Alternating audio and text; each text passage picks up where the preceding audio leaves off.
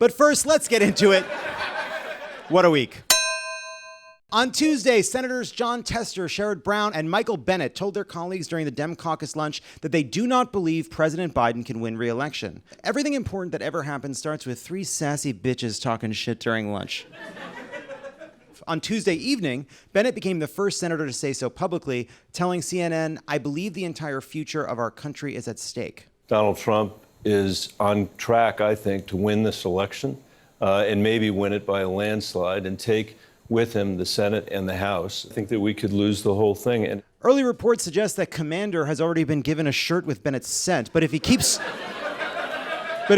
to the waterways, he should be safe. Bennett stopped short of explicitly calling for Biden to drop out of the race, but said that Democrats should be having a discussion about it. And the White House, in the time since that disastrous debate, I think has done nothing to really demonstrate that they have a plan to win this election. That's a little unfair. Get a spray tan and rail at the elites is technically a plan. It's a bad plan and lightly plagiarized, but it is a plan.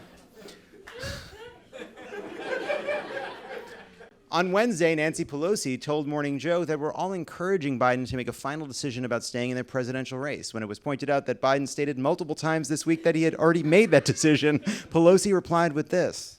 I want him to do whatever he decides to do. And that's the way it is. Whatever he decides, we go with. Again, Biden has said he's already decided. I think it's stupid that you need a literature degree to parse it, but the translation of what Pelosi's saying is, bitch, wrong answer, try again. Pelosi's like an adult playing chess against a child who just exposed themselves to an immediate checkmate, asking if they want to rethink the move. If she's offering you a redo, you've made the wrong move. And I've said to everyone, let's just hold off. Whatever you're thinking, you don't have to put that out on the table until we see how we go this week. But I'm very proud of the president.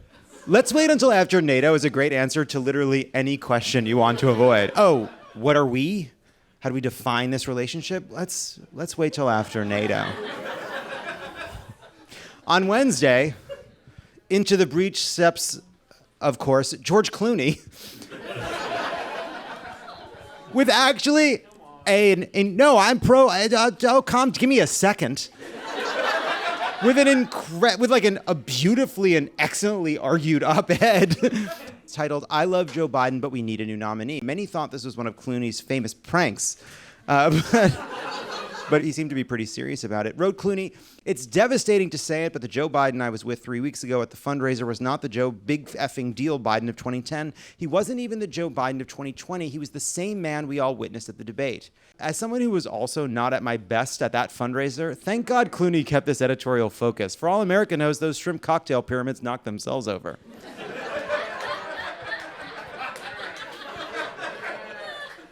Said Clooney, "We can put our heads in the sand and pray for a miracle in November, or we can speak the truth." Me and George Clooney, two equally hot guys saying the exact same thing. Friend of the show, Rob Reiner, subsequently agreed with Clooney, tweeting, "My friend George Clooney has clearly expressed what many of us have been saying. We love and respect Joe Biden. We acknowledge all he has done for our country. But democracy is facing an existential threat. We need someone younger to fight back. Joe Biden must step aside." Me and Rob Reiner, two equally funny guys saying exactly the same thing. I was at that fundraiser. I don't know if I've talked. I don't remember if I say things into a microphone or just in life anymore. Have I told this story on this show? So I went to. No, go ahead. Thanks. Unbelievable. I create the strangest permission structure for this audience. You're like, I bully you, you bully me. It's fucking toxic. I was at that event, and I would say it was the Joe Biden of the debate. I think it was strange. He was halting. His answers didn't totally follow. It wasn't as disjointed. He was able to make points that were just seemingly offered at random and not really following the conversation. But the closest experience I could have to what it was like at the moment that fundraiser was over was after I went to the premiere of Rise of Skywalker. And Bob Iger introduced the movie by going, "They've made a truly dynamic film." And you're like, oh boy. That's not great. That's not great. Dynamic is the floor for a Star Wars movie. I'd hope it would have some dynamism in it. And then And then everybody's like, I'm in like I'm like the third overflow theater with a bunch of people dressed as Wookiees. I'm not there with fucking, Oscar Isaac is not in my section, but nevertheless, it is the premiere. And all these people are dressed up and they're excited that these are super fans. And then the movie's over and everybody shuffles out in fucking silence. You're walking out of a theater in silence with there's Darth Maul and and somebody dressed as Han Solo, just with this expression of what happened. What was that? That was what it was like leaving that fundraiser. But you tell yourself, well, he just got back from Europe. Maybe this was him at his worst. He was exhausted. It wasn't his best. I don't see Joe Biden every day. And so then when you see Joe Biden at the debate and they're like, it's one bad night, it's like, no, not one bad night. I was at the other thing. And that other thing. Several hours later, the Biden campaign responded to Clooney's op-ed by telling reporters that Clooney left the fundraiser way before Biden did. And in response to those comments from George Clooney, Jake, a campaign official who attended that Los Angeles fundraiser tells me that George Clooney left 3 hours before the president. So clearly, the gloves are off. Jake? But what does that mean, that George Clooney left 3 hours? What's the point? The point of that is to suggest that Biden's stamina is better than Clooney's, and Clooney didn't have, eyes on the entire event. Okay. I want to make a point about this, which is, I think, obviously not the most important, which is, it was very clear when Julia Roberts and George Clooney introduced the event that they were getting the fuck out of there the second they got off the stage. You can't say you're hosting an event if you're only at the opening. You got to be introducing people all along the way. They opened the event. They didn't host the event. So it doesn't surprise me that George Clooney left immediately. Even Julia Roberts said, and then after we speak, I'll be back home in an hour. And she said, just kidding. But it's like, are you kidding, Julia Roberts? Or are you just introducing, you got us all in here, then you leave us for whatever the fuck we're about to experience, which included some dancing shadow puppets. It was a dark experience. Honestly, I was shaken before Joe Biden even hit the fucking stage. Jack Black gets out there and like improv some kind of a song. And then Barbara Streisand spent a while talking about how she named a wing at Cedars-Sinai. And I was like, what is the message? And then Barack Obama walks Joe Biden on to sit with Jimmy Kimmel for a few leading questions, like, and the harvests have good, haven't they, comrade? Yes, the harvests have been very good. Then they shuffle him fucking off.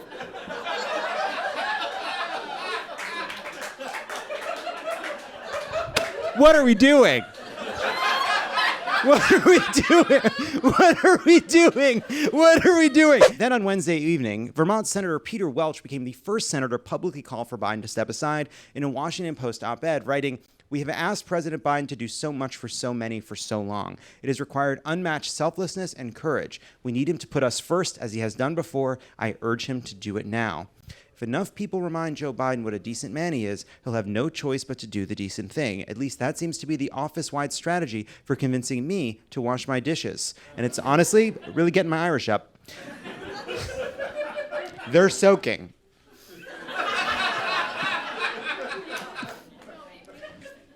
Without calling for Biden to drop out, Virginia Senator Tim Kaine also appealed to Biden's sense of duty on Wednesday when he said this. I have complete confidence that Joe Biden will do the patriotic thing for the country, and he's going to make that decision. He's never disappointed me. He's always put patriotism and the country ahead of himself, and I'm going to respect the decision that he made. Okay.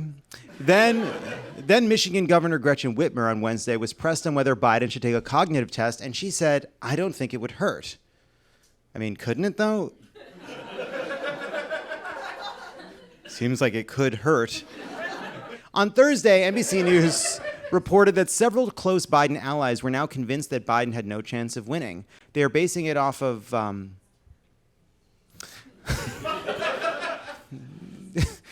everything. One campaign official told reporters he needs to drop out. He will never recover from this. A lot of people said that when they saw me on the Survivor trailer.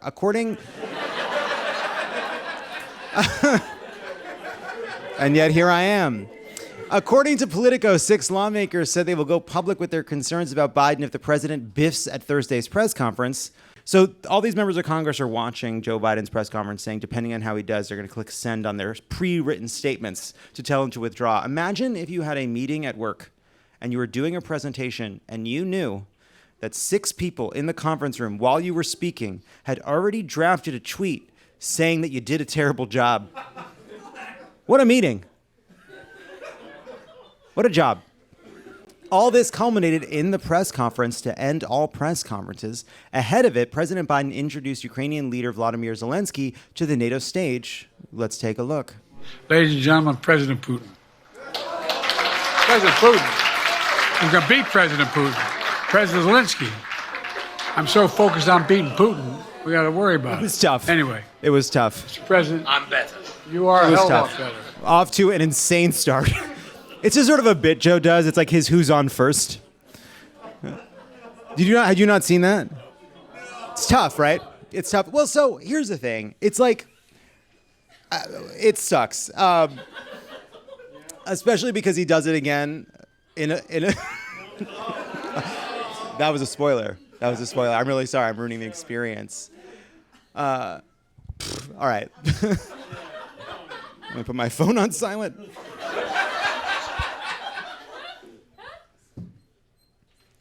It's Dan Pfeiffer. Honestly, the text chain has been popping. I'll say that for the past couple weeks. I'm getting great texts. The presser was delayed several times from 5:30 p.m. to 6:30 to 7 p.m. To quote producer Kennedy, every hot girl makes you wait. Right off the bat, President Biden said this when asked about Kamala Harris's fitness for the presidency. I wouldn't have picked Vice President Trump to be vice president, but I think she's not qualified to be president. It's not great. It's not great. It's not great. And I think pity is the energy you really want to have when watching the American president address reporters. Okay. I will say, hot take, I kind of like the whispering. It's like he's telling me a secret I don't understand. Said Biden. I'm not in this for my legacy. I'm in this to complete the job I started. As for me, I'm here to clench my jaw so hard my skull shatters like a Crispin ornament dropped from a great height. Either way, he's in the wrong place. It's like standing in a Macy's and saying, I'm not here for the wheelbarrows, I'm here for the aquarium supplies. At one point, Biden's whispered tone dropped lower. When unions do better, everybody does better. Is he trying to seduce me? It's not the worst. It's not the worst strategy I've seen from him. It's not only that he's our most pro-labor president, he's also our most unsettlingly pro-labor president. When asked about his personal limitations, including reporting that he'd said he'd stop doing events after 8 p.m. to get to bed earlier, Biden says he just needs to pace himself more. Instead of starting a fundraiser at 9 o'clock, start at 8 o'clock. People get to go home by 10 o'clock. Okay, listen, he's kind of crushing in this section. When he's right, he's right. And I do believe it is time for Democrats to campaign on an issue that is getting more and more attention from me, which is early dinner. And I'm not talking about 6, all right? That's not what I'm talking about. I'm talking about 5. I'm talking about normalizing dinner at 5 p.m., a leisurely 5 p.m. dinner, 2, 3, 4 hours to stream in bed. No nightmares because you've eaten insane food before bed. Technically, you can get away with describing it as intermittent fasting. Dinner at 5:30, it rules. Why aren't we talking about it more? Why is 7 the assumption? 7 sucks. 7's your whole evening. 5, got a night in front of you. Dinner at 5. Thank you. Said the president. And if you looked at my schedule since I made that stupid mistake in the campaign, in the debate, I mean, my schedule has been full bore. I've done, where's Trump been? Riding around in his golf cart, filling out his scorecard before he hits the ball? Yes, it is true. Trump very likely cheats at golf. Why has Trump been so quiet? Because every fucking round of golf, he gets better poll numbers at the end of it. He's golfing his way to the White House. By the way, I agree Biden's going full bore, but he's going full bore for him. Like when an actor in LA tells you he had a busy day, but then you realize he got coffee and had one meeting. If you actually parse the story, it's like, I'm sorry, you got coffee, realized you forgot something, and then had a meeting? That's not busy. It's busy for you. Too niche. Let's leave that in. Sometimes I think they're wrong. Biden also said this about his packed schedule. I love my staff, but they add things all the time. At the very end, I'm catching hell from my wife for that. Anyway.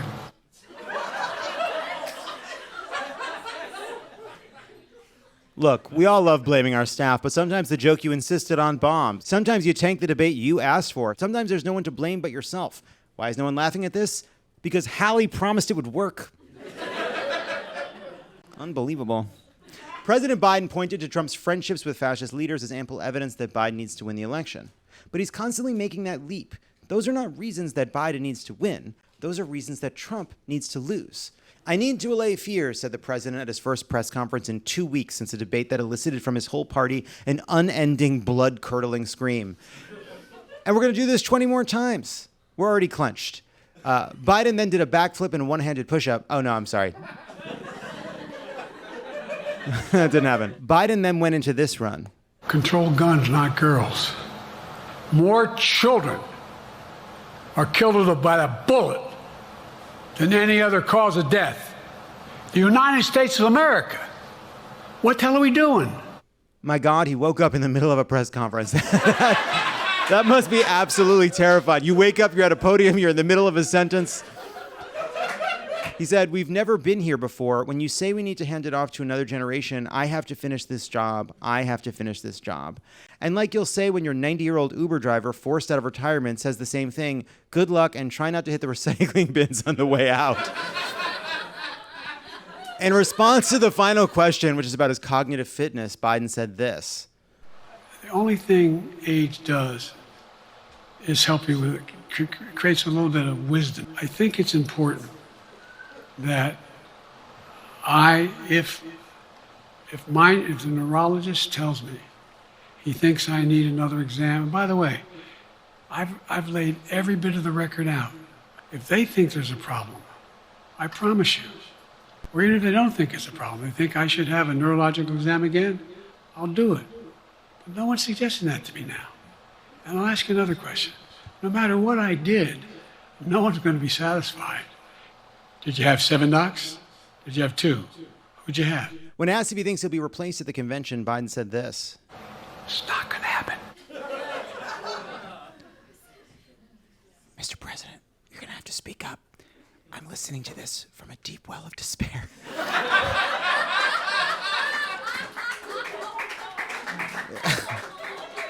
Concluded the president. How accurate does anybody think the polls are these days? All the polling data, which I think is premature because the campaign hasn't started yet. Okay, so that's denying fears. When does the allaying start? Does the allaying begin anytime soon? All right. So what did this press conference do? I have no idea, but here's my reaction. I actually don't care about the little flubs, the saying Putin instead of Zelensky, saying Trump instead of Harris, because you can see the train of thought. He's thinking about the other person. He's saying the other names. Those are mistakes we all understand. We can parse those mistakes, and we can make sense of what he's saying. The problem is not those flubs, though it's worth noting that the media is focused on them because they're watching for anything because this is the narrative. But also the test here isn't, can Biden successfully finish a press conference without drooling and wandering off? And it's not, can he deliver a meandering long foreign policy answer that demonstrates his mastery and passion for America's leadership in the world? The question is, can he deliver a message? Like, what's his argument against Trump? What will change the dynamics in this race? Anyone pretending that this press conference resolved any concerns is seeing what they wanted or needed to see to avoid telling the truth. He doesn't just have to answer the age questions. He has to answer the age questions so thoroughly and completely, not just with words, but with his deeds and his actions and his behaviors and his convincing performance, that we can get back to prosecuting the case against Trump. But I watched that whole press conference. He can't do that. He's not doing it. He's not doing it. So what are we doing here?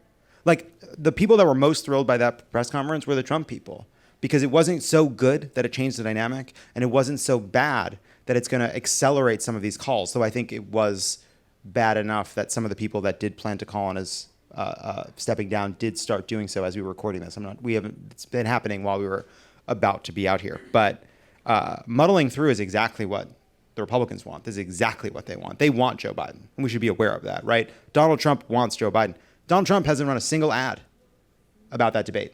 right? Donald Trump has been quiet. Why? Because when your opponent is fucking himself, you don't lend a hand. You watch.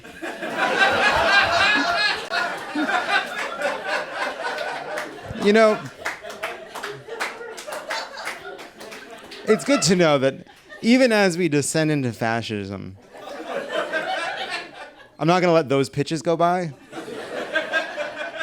In other news on Tuesday, Senators Sheldon Whitehouse and Ron Wyden sent a letter to Attorney General Merrick Garland urging him to investigate Supreme Court Justice Clarence Thomas over tax fraud and potentially violating federal law by secretly accepting gifts from billionaires. They signed it with 2 lipstick kisses, which I think was a little unprofessional. Strange. Replied Clarence Thomas, I never secretly accepted gifts. I was very vocal about wanting gifts. If you are a billionaire and want to send me a gift, slide into my DMs. Included in that letter is an allegation that Clarence Thomas neglected to disclose a free yacht trip to Russia, as well as a helicopter trip to a palace in Vladimir Putin's hometown of St. Petersburg. Seems a little dramatic. A lot of people live in St. Petersburg. For example, the guy who took the briefcase of money from Putin's limo to Clarence Thomas's waiting helicopter also lives in St. Petersburg. Clarence Thomas really has seen the world. He's the Anthony Bourdain of eating out of billionaires' palms.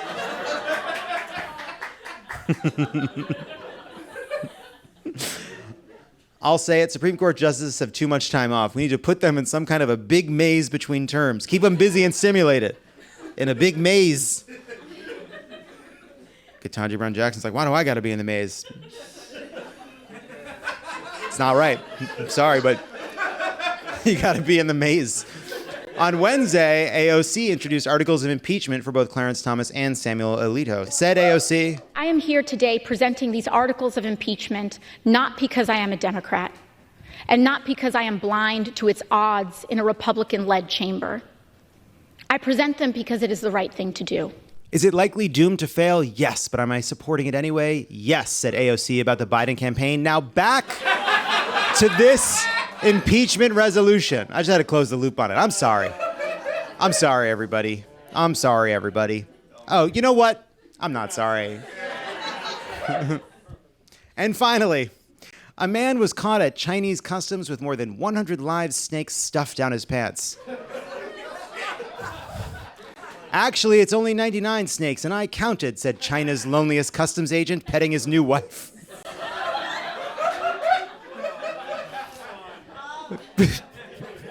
We're very happy together. I was so lonely till I met my new wife. This snake from a man's pants.